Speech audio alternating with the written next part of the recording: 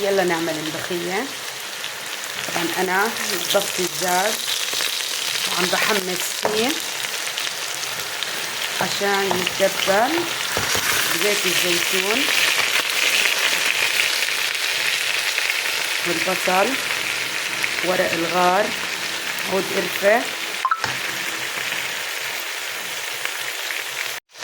هيك بعد ما تحمص هلا راح اضيف عليه المي واخليه يستوي. طبعا قشرت التومة حطيتها بالميكروويف 30 ثانية. طلعوا كيف صارت تطلع معي بكل سرعة بكل سهولة.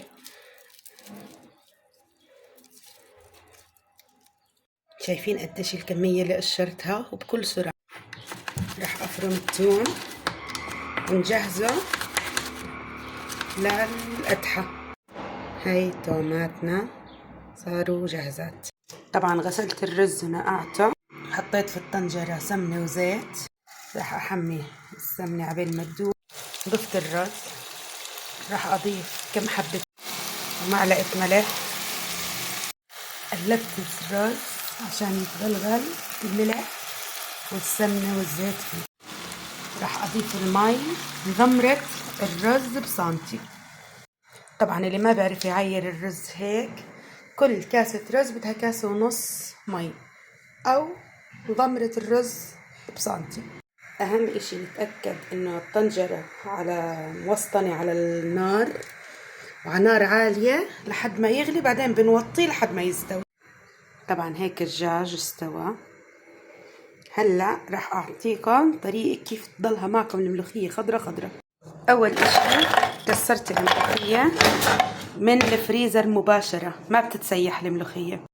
بنجيب مية الدجاج وهي بتغلي وبنديرها عليها وبننقع الملوخية بدون نار نص ساعة. طبعا لازم نغطي. هيك رح نتركها نص ساعة.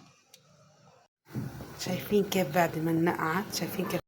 شايفين كيف خضارها لأنه الضوء معاكس.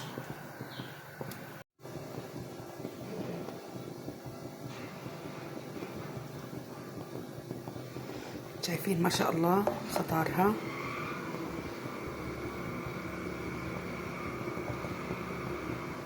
راح نقدح التوم. طبعا انا بحب اقدح معها شوية كزبرة خضراء.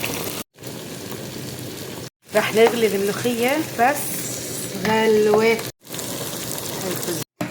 وهاي ملوخيتنا صارت جاهزة، خضراء وبتشهي ولا بتسلي ولا بتمغط.